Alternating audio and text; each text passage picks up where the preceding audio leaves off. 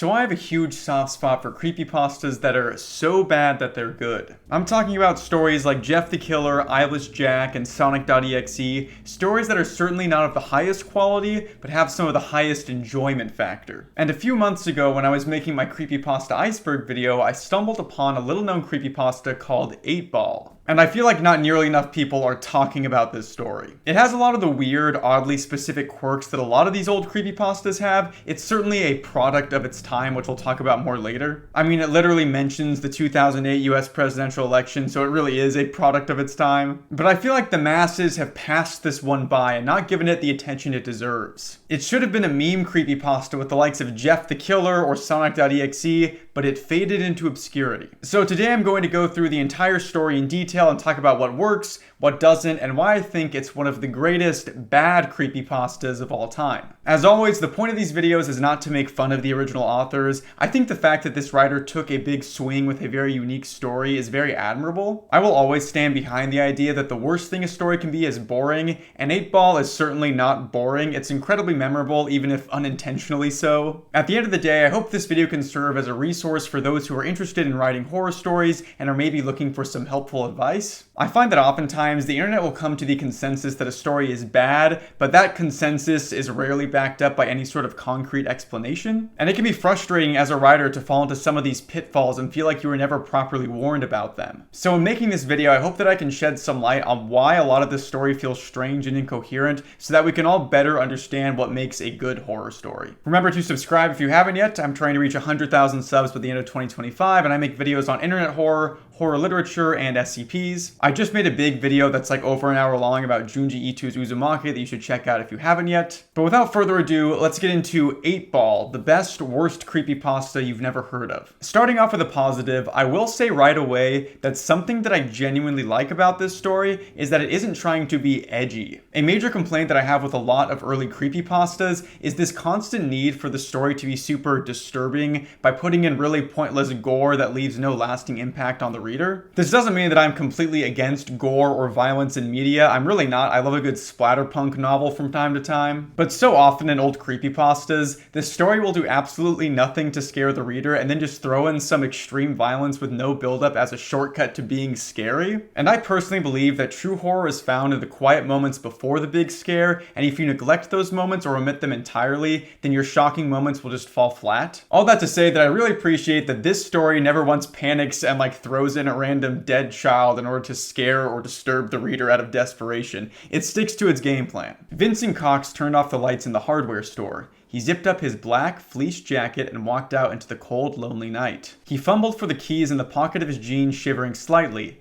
He finally fished a rusted copper key and locked the front entrance door.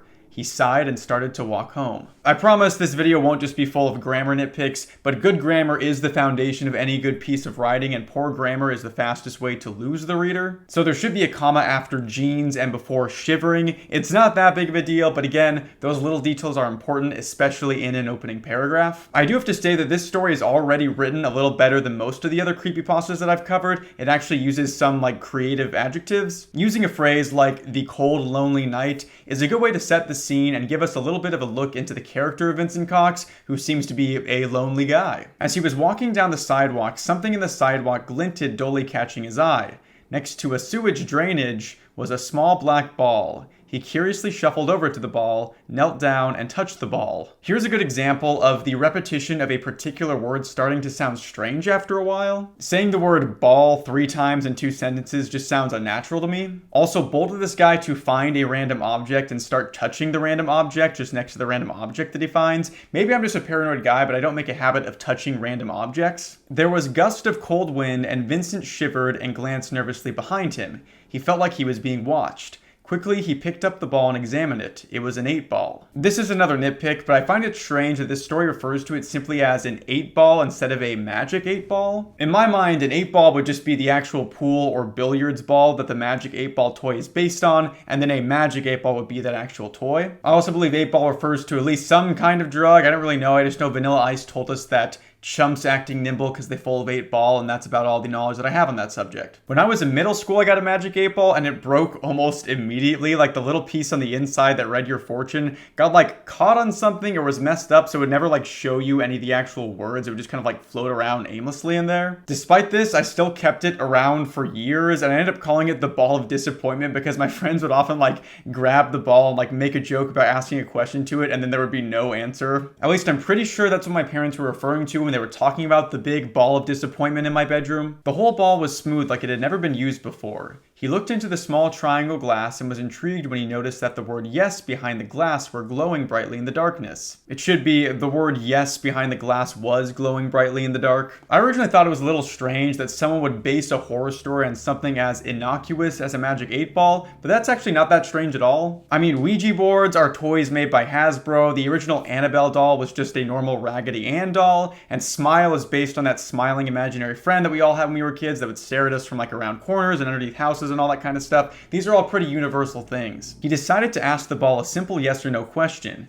Am I wearing a black jacket? Vincent shook the ball and looked into the glass. Definitely was what came up. Vincent smiled. It was just one of those coincidences, so he decided to ask another one. I long for the childlike whimsy that Vincent has here. If I was just finishing a long shift at work at a hardware store, I wouldn't be taking the time to play with a magic 8-ball on the street. I'd be booking it straight home. I used to work in a factory that started our shift at like 6 a.m. and they were like 10-hour shifts, and if anybody tried to talk to me, either when I was walking into the building or walking out to leave, they were getting the complete cold shoulder. I was not about to have any sort of conversation when I could be at home. Am I in a relationship with anyone? Vincent knew that he wasn't in a relationship with anyone. He wasn't much of a social man. I don't know, the ball replied. I love the implication that the kind of person to be in a relationship with someone is this hypothetical social man that Vincent doesn't seem to be. Also, it seems like Vincent doesn't understand what people typically use a magic 8-ball for. Like, typically you don't just pick it up and start asking it questions that you already know the answers to. The whole idea is that you ask it to predict the future, or you ask it about something that you don't know. That's why they're kind of fun and like mystical. Like, imagine going to a fortune teller and instead of trying to get like some insight into what awaits you in the future, you just grill them about your current relationship status. I suppose it could just be Vincent trying to see whether the ball is accurate as a baseline before asking more ambitious questions, but he should know that it's just random. Vincent asked another question on whether he supported Obama. Again, the ball answered, I don't know. Okay, so this is our first like outwardly weird bit of writing. Again, Vincent is asking the ball about things that he already knows about himself, and it's kind of funny that we never really learned the truth to this question. When I read this for the first time, getting to this sentence was like complete whiplash. I was immediately and violently thrown into a very specific time period, and I was not expecting that at all. I guess to be fair, this could be talking about either the 2008 or 2012 election, but it's just so funny to me that this horror story makes sure to mention Obama in like the first few paragraphs. The author is having Vincent ask these kind of questions for a specific reason that I'll talk about later, but just because the actions of a character are necessary to set something up doesn't mean those actions feel natural. Vincent asked more questions about his personal life, and no matter how hard or fast he shook the ball again and again, it came up as, I don't know. Finally, Vincent sighed and decided to ask different questions. Am I a boy? Certainly. Vincent paused for a while. Weird, he thought. I don't think I've ever seen anyone have less fun with a magic 8-ball. My ball of disappointment was more fun than what Vincent is doing here with his magic 8-ball. Vincent asked another, am I listening to my iPod? No. Is it nighttime? Definitely. Vincent shivered. Am I holding an 8-ball? Of course. Vincent was feeling colder now, and he thought he heard a rustling sound just in front of him. So by now we can assume that this magic 8-ball is only accurately answering questions about what is physically observable by looking at Vincent. I don't think this is a bad setup to a kind of creepy mystery regarding this ball, but the execution is really clunky with Vincent asking it very inane questions over and over again. He couldn't see anything much in the darkness except for a house surrounded by small bushes and trees. He flipped out his cell phone and turned it on lantern, but still there was nothing he could see. I love all these little details that reveal the time period the story was written in. The fact that he has an iPod and has to flip his cell phone open makes me think we're in the late 2000s. All we need is for Vincent to start listening to some Nickelback or 303 and we'll be good to go. He instinctively looked back to where his store was and tried to see anything strange. Nothing. Shakily, he started to walk back to his house. Vincent asked one more question. Am I walking to my house? Yes. Vincent started to walk faster. I actually think the concept here is really interesting. You have a magic 8-ball that seems to know just a little too much information for Vincent to be comfortable. It would certainly be alarming to be in this situation, but I think it's kind of strange that he immediately goes to being super paranoid about it, and I would have liked to see that kind of set up more beforehand. Sometimes it feels like all of these creepypastas take place in some sort of alternate universe where everyone's immediate thought is to assume something sinister is happening. I don't think this is necessarily a bad thing, and I like this kind of heightened reality that a lot of these early stories exist in. It really gives them a very specific feeling that makes me nostalgic. As he was walking to his house, he would occasionally glance behind him, feeling like someone was watching him, trying to catch up to him. I like this description here because I know exactly what the author is describing. I used to live like a street away from one of my best friends growing up, and I would often walk over to his place after school and then come back at night, and I remember always feeling like I was being watched or chased when I did. I would always try to like play it cool when walking home alone, but sure enough, I would start to feel this dread creeping up behind me, which would make me sprint the rest of the way home. The apartment that I live in now is really old and creaks all the time, and there have been many times when I'm home alone that I hear like a loud creak sound and it gets me so freaked out. I almost always record these videos when I'm home alone, and like most of the time I'm just like on edge the entire time thinking about like something scary and coming up and attacking me. And I think it's this like irrational paranoia that I just like constantly have in my mind that draws me to horror so much. There's something like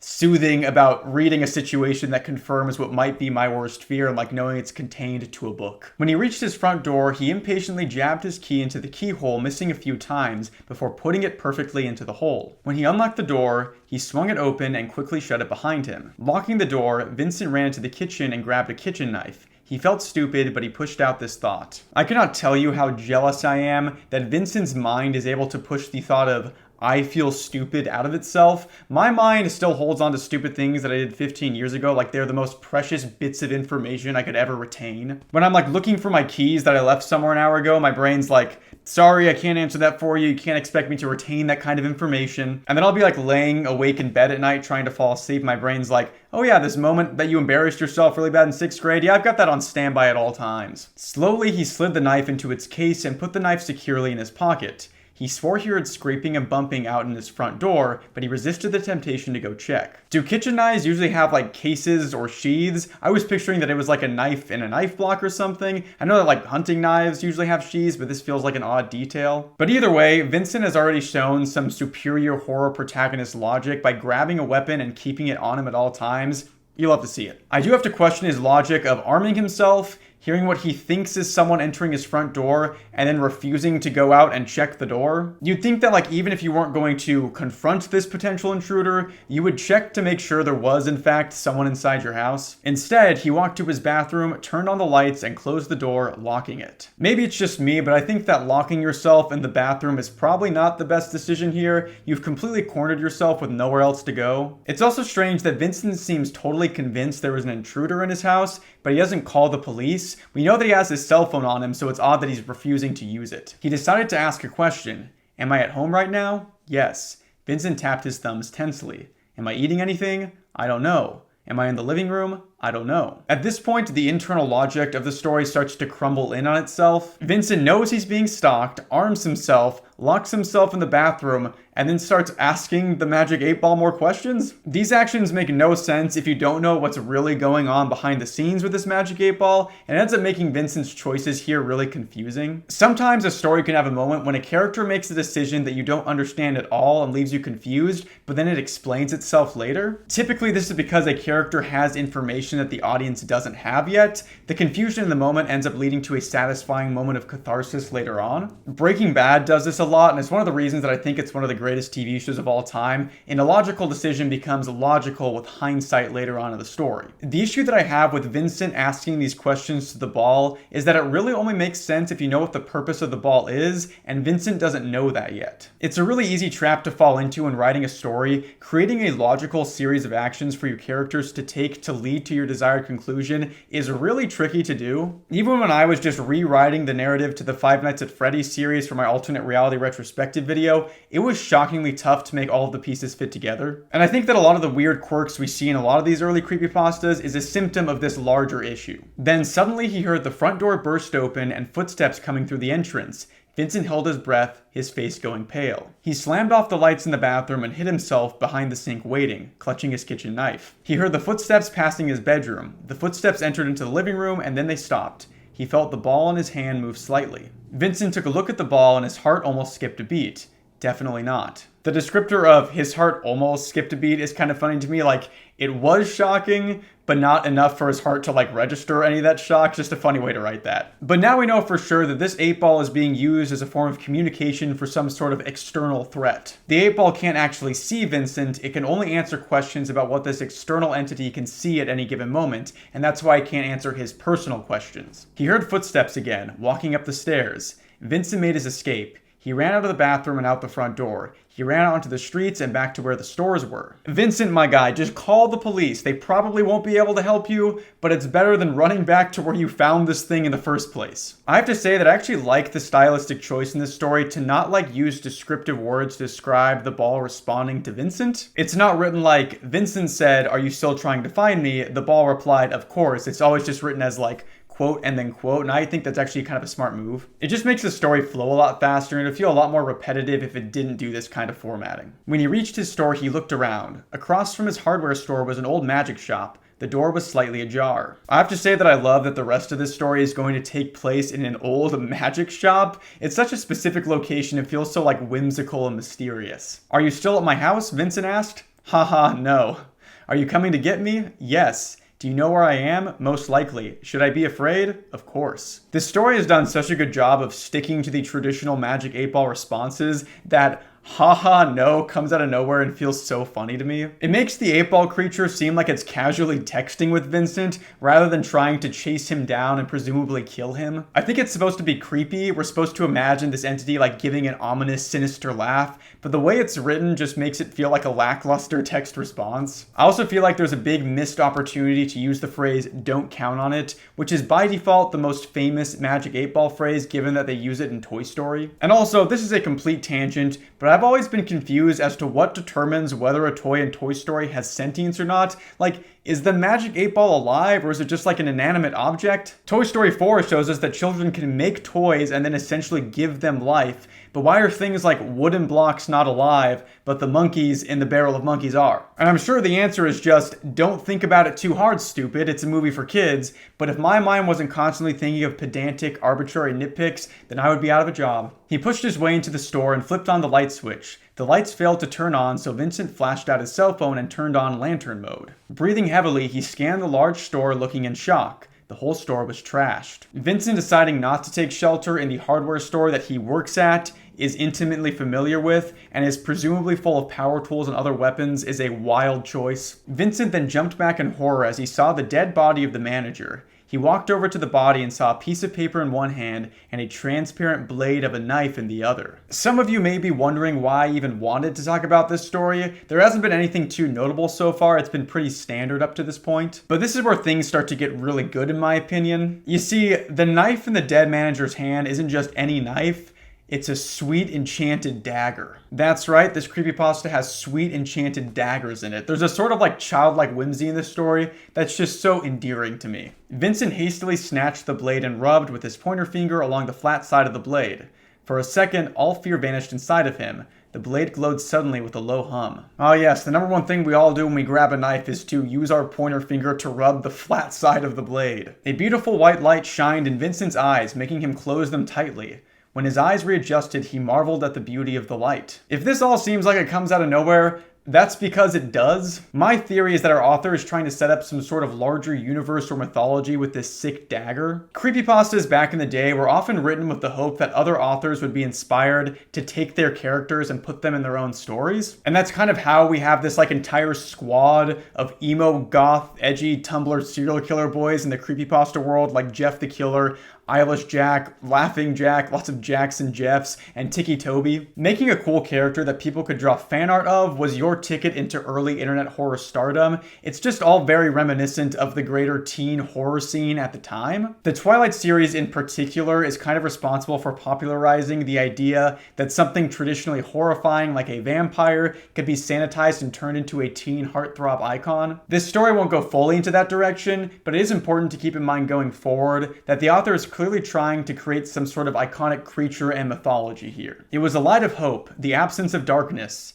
Just then, Vincent was startled by the noise of footsteps entering the store. There was low, terrifying grunt. Fear took over Vincent again, causing the blade to lose its light, leaving him with only his cell phone. He flipped it off and slowly backed into the very back of the store. It's kind of funny that the blade of the knife shines with the light of hope that immediately goes out when the user gets scared or starts to feel less confident in themselves. Having a weapon that can shine its way through darkness and uncertainty, but only when the user is already feeling confident and great about the situation, seems kind of counterintuitive or pointless. Like, there's this superhero comedy movie from the 90s called Mystery Men that's kind of a guilty pleasure movie of mine. I think it's really funny, but it's kind of cheesy and probably not that good of a movie, but it has a very similar concept to this. One of the superheroes in the movie is a boy that can turn himself completely invisible, but only when no one is looking at him, including himself. This glowing knife that is only powerful when you're not scared of anything gives off the same vibes as that to me. Are you trying to kill me now? Very good chance. He pocketed the 8-ball in his jacket. His left hand slowly slid out the kitchen knife in its case while clutching the transparent blade with his right. He slowly paced around randomly along the shelves and messes.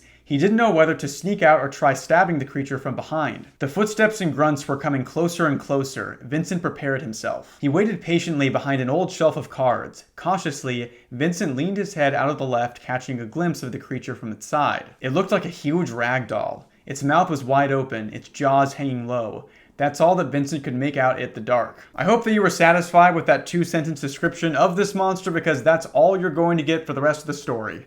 A huge ragdoll with a low-hanging jaw. It's a shame that we aren't told more about what this thing looks like, because I think the concept of this giant ragdoll creature is kind of cool and fits with the fortune teller vibe. And the author had been pretty good when it came to descriptions up to this point, so it's kind of a shame to see them drop the ball when talking about something that should be a big draw of the story. Quickly, Vincent pulled his head back behind the shelf. His breathing grew more rapid. He was on breaking point. 3, 2, 1. Vincent jumped out behind the creature, lunging the knife into the creature's head. We're starting to get a little sloppy with the grammar and choice of words here. I assume the author meant to say plunging the knife into the creature's head. It's also so funny to me that Vincent has both his regular kitchen knife and the glowing dagger of hope and destiny, and he decides to attack the creature with the regular kitchen knife. Everyone knows that if you have an enchanted weapon, you have to use it on the evil creature. It's just one of those basic things that every human being is born with, along with the love of Sonic the Hedgehog. The beast stumbled backwards, howling. It slammed against the wall. Regaining its balance, Vincent watched frozen in dread as the creature sluggishly pulled the knife of its head. The creature started to laugh madly. It tossed the knife at Vincent, who ducked to the right just in the nick of time. The knife wound on the creature slowly stitched back up, and the creature pounced onto Vincent while he screamed. Vincent was knocked back, bumping into a shelf. The shelf rocked a little, causing a bucket to drop onto the creature's head. If this author really wanted to connect the story to the greater Creepypasta universe, then this would have been a great moment to say that a thing of bleach fell onto the monster. I really think that not creating a thing of bleach cinematic universe based on that legendary line from Jeff the Killer was a massive missed opportunity. It's such an iconic line. The creature's grasp loosened and Vincent broke free. He grabbed the shelf and pushed it over onto the creature. It moved furiously as it deliberately tried to free himself from the shelf. It's kind of funny to use the word deliberately here. Usually that word is used when someone goes out of the way to do something to spite someone else. It makes it seem like Vincent was just expecting the monster to chill underneath the shelf, and trying to free itself from it wasn't just a natural survival instinct, it was a petty slight towards him. Vincent felt a twinge of bravery, and suddenly the blade shined a gorgeous beam of white light. Again, kind of hilarious that the blade of destiny can only mooch off of the bravery of its user and does nothing to inspire that bravery. Taking out the 8-ball, Vincent said triumphantly, "Do you think you're still going to kill me?"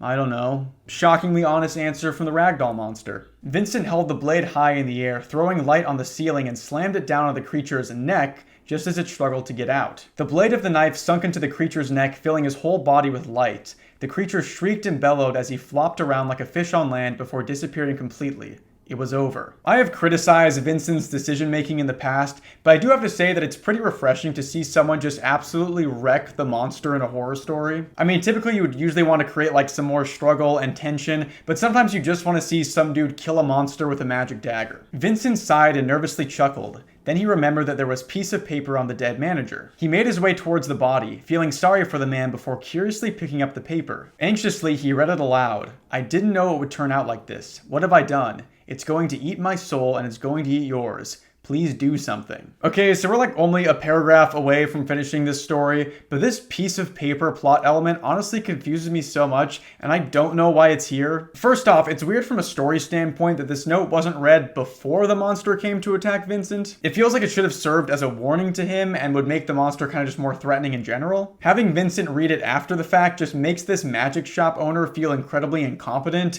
Vincent killed the ragdoll monster pretty easily with this magic dagger, but the guy who owned the shop and knew about the dagger couldn't do it. Also, who is this note addressed to? It's written like the author wants us to think that it was meant for Vincent, but Vincent doesn't know the owner of the magic shop. So presumably he summoned this magic 8-ball demon, realized it was going to kill him and eat his soul, and then hurriedly wrote this note to protect the guy walking across the street at the hardware store. All of this is even more baffling because it feels like the note is here to provide some clarity for the reader, but it does the exact opposite. I suppose it could be there to set up a sequel story, and that's like the more likely scenario here, but on its own, the note is a strange inclusion that doesn't add anything to the story. Vincent's head was filled with questions, but he decided that bliss was ignorance. He slowly put the paper into his pocket. So at least the author acknowledges how confusing the note is here. It's good to know that me and Vincent are on the same page. This last paragraph is one that is so strange to me, and I haven't been able to stop thinking about it since the first time that I read it. It just comes out of absolutely nowhere. Vincent quickly took out the 8-ball.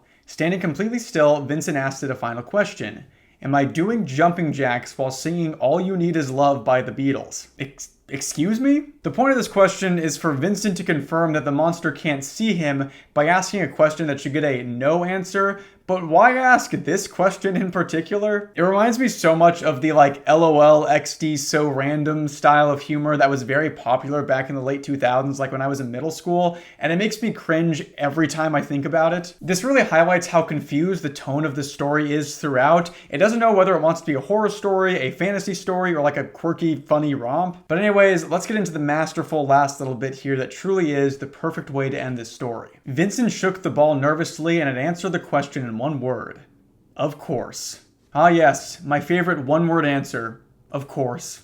That final line makes me think that this was maybe a joke story. I can't imagine the author would deliberately put in the one-word detail only to immediately go back on it if it wasn't like a joke. But so much of the story up to this point feels earnest and sincere, so this really just serves to strengthen my thesis that creepypasta authors never know how to end their stories. It feels like so many stories reach their creepy climax, and then the author like uses up the last of their writing abilities in that moment, so the ending just kind of like fizzles out. This is an issue that's pervasive in a lot of r/no sleep stories because they have to be written in character, so our protagonist has to always survive somehow. I made a video a few months back about Pen Pal, which I consider to be one of the best internet horror stories I've ever read, but even that story really struggles with its ending in my opinion. I won't spoil it here for you, but the entire story focuses on a character's obsession with a very specific person, and then the story ends with that character obsessing over a different character. It ends up feeling a little unsatisfying to me because it feels like a central component of the narrative is thrown to the side in favor of a concrete conclusion to a story that didn't really need one. And I think writing the ending to any story is really difficult, but especially if it's a horror story. You have to decide whether you want the ending to make the reader feel like peaceful and happy and resolved, or creep the reader out, or confuse them, or leave them wanting more. And something that I've discovered when reading a lot of horror literature is that there doesn't seem to be a right answer to this question at all. Anything can work, you just have to execute it properly. I'm a huge fan of the author Shirley Jackson, and her short stories famously almost always end in what can feel like an arbitrary or unsatisfying place in the narrative. But they end in those places in order for the reader to go back and realize what they've missed. She always ends the story as soon as she feels like she's gotten her point across. Forgive me for turning this into a surprise Shirley Jackson video, but I've wanted to talk about her stories for a long time now, as I think a lot more people should read them. One in particular that I really liked but found to be very divisive is a story called A Fine Old Firm. It's about two women meeting each other for lunch and just having a conversation. The entirety of the story is them sitting down, talking about where their husbands work, what their husbands do for fun, how their husbands feel about their children, and then finishing the conversation and getting up to leave. When I first read the story, I was really confused for like the first 75% of it because I was thinking that nothing was happening and I couldn't see where the story was going at all. And a lot of horror stories do this where it's like very subdued until the very end where like something crazy happens, but that never happens in this story. But then it hit me that these two women with their own lives and opinions and interests and experiences spent their entire time talking about their husbands. And that's when I realized realize what Jackson was trying to get across. She's trying to critique the lack of individuality that she saw in the married couples around her. She was famously the breadwinner of her family, but also put in charge of fully raising her kids, and was also not allowed to handle her own money by her husband, who also regularly cheated on her. So with that context, you can understand that when sitting down to write a horror story, Jackson would choose to write about two women who have completely given up their own identities. And then the fact that it ends with no sort of concrete resolution makes you think more about what the story was saying the entire time, and then it comes into view what the entire thesis of it was. And when I finished that story and understood what I thought it was trying to say, I was super eager to go online and see what other people were saying about it because I thought it was absolutely brilliant. But I found that most readers despised the story and thought it was completely pointless and seemed to end in a random spot, and I was pretty shocked to see that this was the consensus online. But to me, that reaction stands as a testament that sometimes the ending of a story can define everything about it and can reveal more about the entire narrative than you might think. So when I look back at creepypastas and say they don't have good endings, what I typically mean is that I can't remember the endings at all. They don't stand out to me. But then, going by that logic, I have to admit that 8-Ball actually has a really good ending because I certainly have never forgotten its legendary closing line since I first read it. And that ties into this idea that I've discussed previously and have been grappling with internally for literal years at this point. Does creepypasta need to be good? Do these stories need to be well constructed? Do they need to use proper grammar? Do they need to adhere to basic storytelling conventions? I'm not so sure that they do. Because one thing that I've seen over and over again in the comments to these videos is that readers seem to almost always remember the good aspects of these creepypastas. And I do the exact same thing. I was shocked to go back and read Jeff the Killer after all these years and find out how funny and poorly written it is. I remember it being like a genuinely scary masterpiece the first time I read it. People tend to just remember the good and forget the bad when it comes to things that they read when they were younger, or when they read a number of years ago. And that's why so many of these stories have so much staying power. And as someone who is constantly reading horror literature and books and amazing narratives and things that are put together so expertly, I have to say that I still love reading these old creepypastas. Creativity is starting to feel like it's in short supply these days. More and more people are turning away from creating something themselves in favor of consuming something made for them. And I'm not saying there's an issue with consuming media. I do that all the time. I think it's really important. I literally would not have a living if you guys didn't watch the videos that I make. But I do think that this steady erosion of people's ability to create more things themselves from scratch is kind of making us miss the point of creating art in general. I used to work in a middle school, and I remember telling one of the kids that I was going to go home and write some music because it's just one of those things that I love to do. And he looked at me like I had 3 heads. He asked why I would bother making music on my own when I could just be doing it with AI. And it was an interesting moment because I could see that our thought processes, the way that our brains work, were just completely different. And this sentiment that he had of me almost being like a fool because I wanted to create the music myself rather than using a software to do it was shared by most of the kids in the after-school program that I worked at. And I had to gently explain to him that the reason that I make music isn't for the sake of its own existence, it's because I get something out of the creative process. I learn more about myself and I enjoy coming up with new sounds. I feel a sense of pride when I finish working on something that took me a while to put together. I mean, that's a big reason why I'm never going to ever use ChatGPT to write any scripts for my videos. I like doing it all myself. It feels like something productive and something that I put my heart into. All this to say that I applaud every single one of these creepypasta authors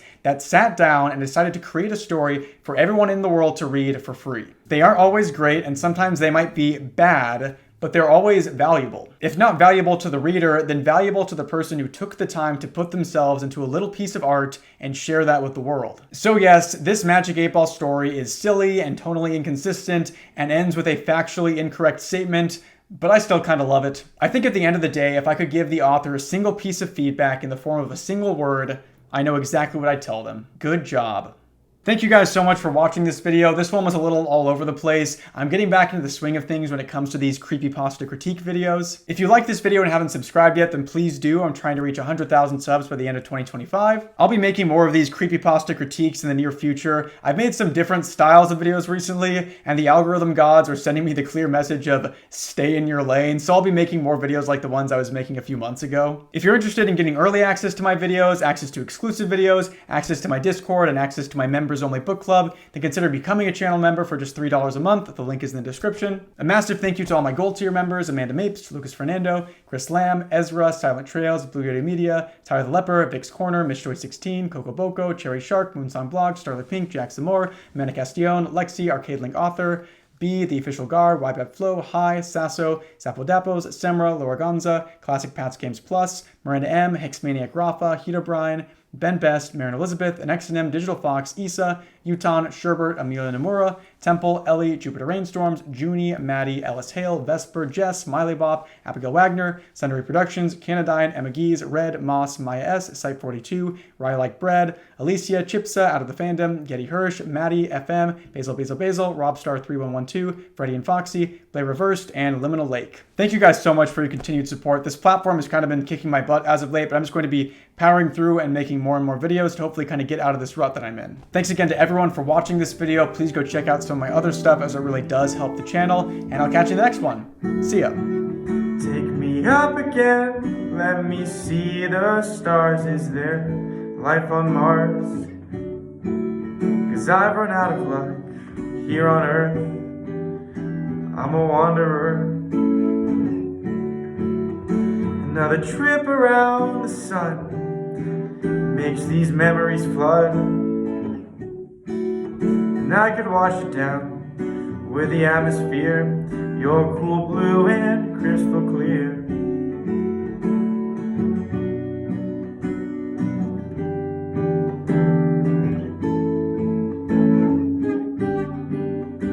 I'm an astronaut flying above, but can't fall in love. Floating alone, brave enough to see the cosmos, too scared to say hello. And I know one day I'll be gold